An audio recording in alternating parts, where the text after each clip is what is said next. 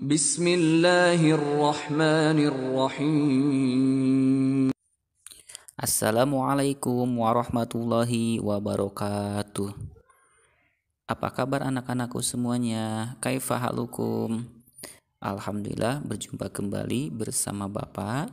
Dalam video pembelajaran kali ini Bapak akan menjelaskan tentang fikih pelajaran keempat.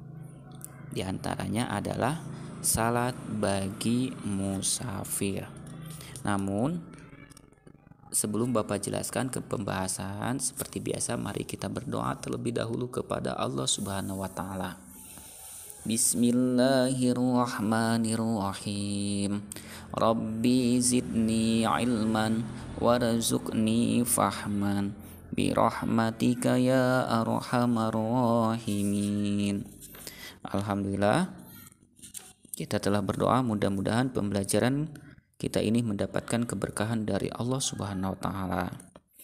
Nah, dalam video pembelajaran kali ini di antara pembahasannya adalah rukhsah bagi musafir untuk sholat, yang keduanya waktu sholat bagi musafir, dan yang ketiganya syarat mengqashar salat bagi musafir.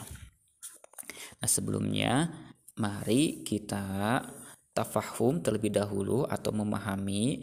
Tentunya kita pasti pernah melakukan yang namanya perjalanan jauh. Kadang-kadang kita sampai menginap di luar daerah untuk beberapa hari. Di sini Allah Subhanahu wa taala memberikan kemudahan bagi orang yang melakukan perjalanan dalam beribadah. Nah, berikut akan Bapak bahas tentang salat bagi orang musafir atau dalam keadaan bepergian. Safar artinya melakukan perjalanan.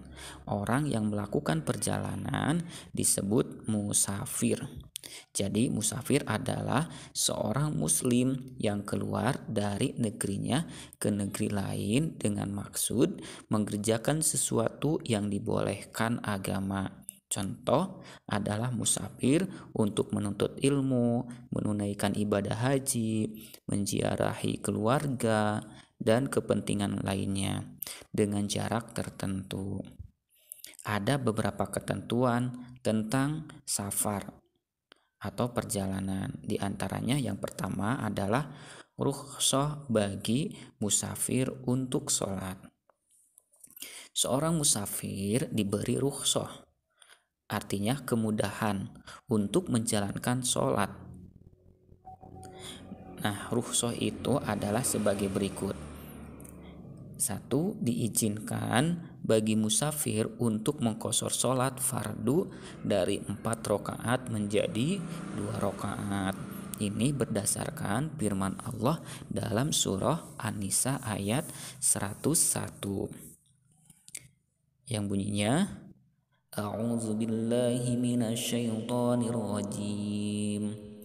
وَإِذَا ضَرَبْتُمْ فِي الْأَرْضِ فَلَيْسَ عَلَيْكُمْ جُنَاحٌ أَن تَقْصُرُوا مِنَ الصَّلَاةِ إِنْ خِفْتُمْ أَن يَفْتِنَكُمُ الَّذِينَ كَفَرُوا إِنَّ الْكَافِرِينَ كَانُوا لَكُمْ عَدُوًّا مُبِينًا, yang artinya, dan apabila kamu bepergian di bumi, maka tidaklah berdosa kamu mengqashar sholat jika kamu takut diserang orang kafir.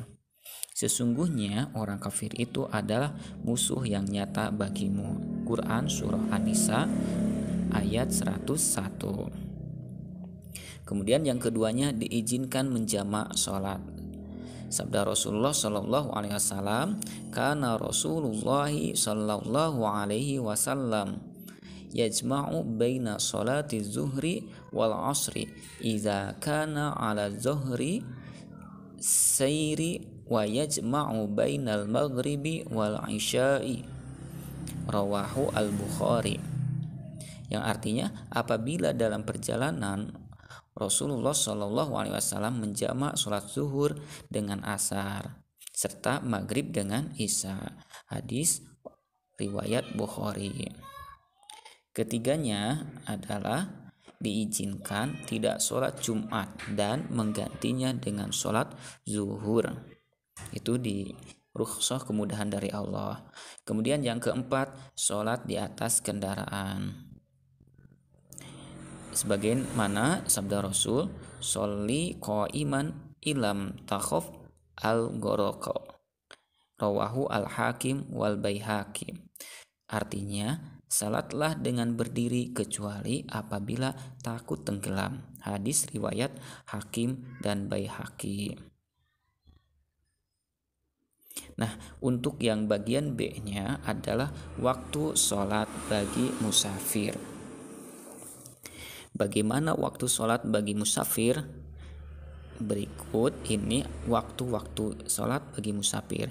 Yang pertama, permulaan sholat musafir dimulai sejak keluar sebagai musafir dan sudah melewati perbatasan negerinya dan berniat tidak untuk menetap. Kemudian yang keduanya, selesainya salat musafir dimulai sejak kembali dan memasuki perbatasan negerinya dan tidak menetap di daerah tersebut. Kemudian yang ketiga, batasan untuk sholat musafir adalah 19 hari dan jika lebih dari 19 hari maka salat seperti biasa. Hal itu berdasarkan hadis dari Ibnu Abbas radhiyallahu an, Rasulullah shallallahu alaihi wasallam melaksanakan sholat di sebagian safarnya 15 hari, sholat 2 rakaat. Dan kami jika safar 19 hari, kata Rasulullah, salat 2 rakaat. Tetapi jika lebih dari 19 hari, maka kami salat dengan sempurna.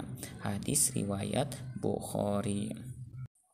Menurut hadis di atas, kebaikan yang biasa rutin kita lakukan ketika di rumah akan mendapatkan pahala yang sama meskipun kita sedang safar. Untuk itu, mari kita membiasakan melakukan kebaikan dan beribadah kepada Allah ketika sedang lapang dan sehat agar saat ada halangan untuk melaksanakannya kita tetap mendapatkan pahala. Nah, untuk yang ketiganya, bagaimana syarat mengqashar sholat bagi musafir? Orang yang sedang safar boleh meringkas qashar salatnya. Apa syarat mengqashar sholat bagi musafir? Di antaranya, yang pertama, negeri yang dituju harus ditentukan. Yang kedua, maksud perjalanan bukan untuk maksiat. Yang ketiga, tempat tujuan berjarak lebih dari 4 barid atau 81 km. Sebagaimana hadis Rasul, Ani bin Umar bin Abbasin kana yaqsurani fi arba'ati burudi fama fauqaha. Rawahu Baihaqi. Dari Ibnu Umar dan Ibnu Abbas, keduanya sholat 2 rakaat dan tidak berpuasa dalam bepergian lebih dari 4 barid.